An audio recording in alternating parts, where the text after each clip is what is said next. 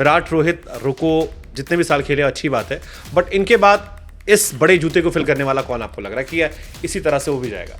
मेरे लिए Shubman Gill for sure और ऋतुराज गायकवाड़।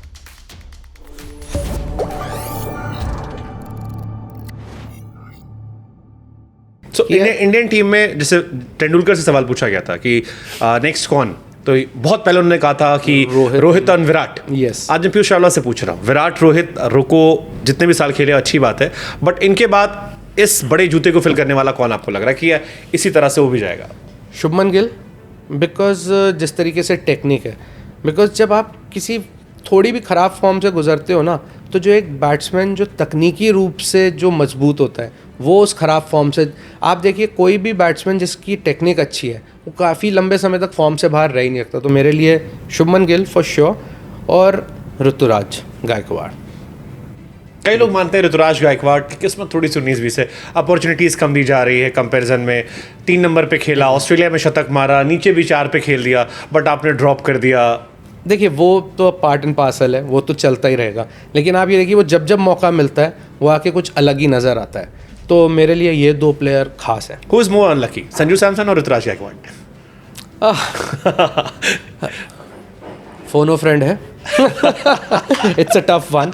सी I won't say unlucky because team के कॉम्बिनेशंस अब जिस तरीके से बनानी होती है तो उसमें अनलकी मैं नहीं कहूंगा। But still he is not playing in Duleep trophy also. Sanju Samson को दलीप ट्रॉफी में भी 60 में नहीं रखा गया। वो थोड़ा सा मेरे लिए सरप्राइजिंग था। तो या तो फिर सेलेक्टर्स के नज़रिए से वो उनकी रेड बॉल की स्कीम में नहीं आता, क्योंकि Sanju Samson is a brilliant player, one of the best keeper batsman around, पर वो अगर सेलेक्टर्स की रेड बॉल स्कीम में नहीं आता तो फिर there is no point, which is. But how you जज की रेड बॉल स्कीम में है ही नहीं? इज लाइक अभी उनकी उम्र भी है, अच्छा खेलते हैं, वनडे में एक लंबा शतक अफ्रीका मार के आए, वो तो क्लास बैटिंग करी थी वहाँ पे उन्होंने, और उसके बाद ओडीआई में ड्रॉप हो गए।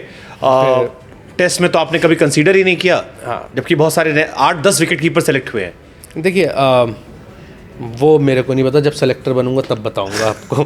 अभी फिलहाल नहीं। सो एज अ क्रिकेटर, जैसे कई बार आपके साथ भी होगा, आपने अच्छा किया होगा, आपको लगता होगा आप डिजर्व करते हो जी। So how you handle yourself? जैसे संजू सैमसन अभी होंगे, सो उनको कैसे अपने आप को हैंडल करते होंगे ये लोग? आई थिंक बहुत ज़रूरी होता है कि जो चीज़ें आपके कंट्रोल में नहीं है, बहुत लोगों से आपने आजकल टर्म में सुना होगा control the controllables, so that's what you can do. Because अगर आप सेलेक्ट नहीं हुए and you feel as a player आप डिजर्व करते हो, फिर भी नहीं हुए, आप अगर परेशान हो, आपको देख के ज़्यादा से ज़्यादा आपके माता पिता, आपकी बीवी अगर है, शादी हुई है, तो वो परेशान है, बाकी किसी को कोई फ़र्क नहीं पड़ता।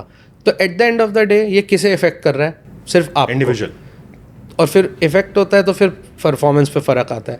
तो इट्स वेरी इंपॉर्टेंट कि जो हो रहा है चलने दो, आप सिर्फ अपना काम सीधे करते जाओ। That's what I have learned over the years. Okay, super. तो आप धोनी वर्सेस रोहित शर्मा का मैं पूछूं एज ए कैप्टन, क्योंकि आपने दोनों के साथ खेला है, सीएसके में भी खेला, इंडिया में भी खेला, अभी आप रोहित के साथ खेल रहे हो। कैप्टन में क्या डिफरेंस आपको दिखता है? Because Ravi Shastri somewhere said कि Rohit is almost close to MS Dhoni in terms of captaincy. No doubt he is because अगर आप दोनों ही देखें, दोनों ही बहुत ही काम करेक्टर हैं, बहुत जल्दी पैनिक नहीं करते, वो गेम की सिचुएशन को रीड करके जिस तरीके से गेम चलाते हैं। एक कैप्टन, एक लीडर का काम क्या होता है? गेम को चलाना। कई बार होता है गेम का पेस बहुत होता है, आपको गेम स्लो डाउन करना है। कई बार होता है कि चीज़ें अच्छी जा रही हैं, आप फटफट करके ओवर निकाल देते हो। तो दोनों लोग जिस तरीके से चलाते हैं game, I think that's why these two franchise the most successful. If you have to pick one then you can't compare, to be honest. Like आप दोनों अलग हैं, सिमिलर कह सकते हो, बट फिर भी कहीं ना कहीं थोड़े अलग हैं। तो you can't pick one, because आप ऐसे बोलो कि नहीं यार धोनी भाई बेटर हैं, रोहित नहीं है, या रोहित बेटर हैं, धोनी भाई नहीं है, तो that will be unfair. Okay, ये मैं इसलिए पूछ रहा था क्योंकि 2011 में जब टीम चुनी गई थी तो एक खबर आई, कितनी सच कितनी झूठी हमें नहीं पता, आप वेरीफाई कर सकते हो, कि गैरी क्रिस्टन से लेकर बाकी सब रोहित शर्मा को टीम में चाहते थे कि रोहित शर्मा उस टीम का हिस्सा बन जाए। इट वॉज MS धोनी जिन्होंने पीयूष चावला, 14 लोग सेलेक्ट हो गए थे, 15th नाम को लेकर चल रहा था ये होगा या ये होगा। धोनी ने पीयूष चावला का नाम रिकमेंड किया एंड रोहित शर्मा के ट्वीट अभी भी वायरल होते हैं जो रोहित ने, पर उस ट्वीट में मेरा नाम नहीं है कहीं, ना धोनी भाई का ना गैरी क्रिस्टन का। वो उनकी अपनी कहानी थी, उनको सिलेक्शन नहीं हुआ, ही वाज डिसअपॉइंटेड, बट वो मतलब बड़ा इंटरेस्टिंग किस्सा रहा 11 का फिर तो। लेकिन जब आप इंडिया में खेलते हो तो कहीं ना कहीं आप 3 स्पिनर तो लेके चलोगे, तो उसमें अश्विन ऑफ स्पिनर, भज्जूबा ऑफ स्पिनर, तो फिर एक आपको अवे गोइंग तो चाहिए ही ना। तो फिर what's the most beautiful memory about 2011 world cup? See everyone talks about कि वो माई बाई का छक्का, वो तो है, लेकिन एक छक्के ने मैच नहीं जिताया, गौतम गंभीर ऑलवेज। लेकिन मेरे लिए जो मेमोरी थी वो थी जो ऑस्ट्रेलिया को नॉकआउट में हराया, जो वहाँ पे यूवी भाई ने और रैना भाई ने जो पार्टनरशिप करी। बिकॉज ऑस्ट्रेलिया एक ऐसी टीम है, वो नॉकआउट में आते ही कुछ अलग क्रिकेट खेलने लगती है, और वहाँ पे उस टाइम की उस टीम को जो नॉकआउट में हराना, दैट वाज फेनोमिनल।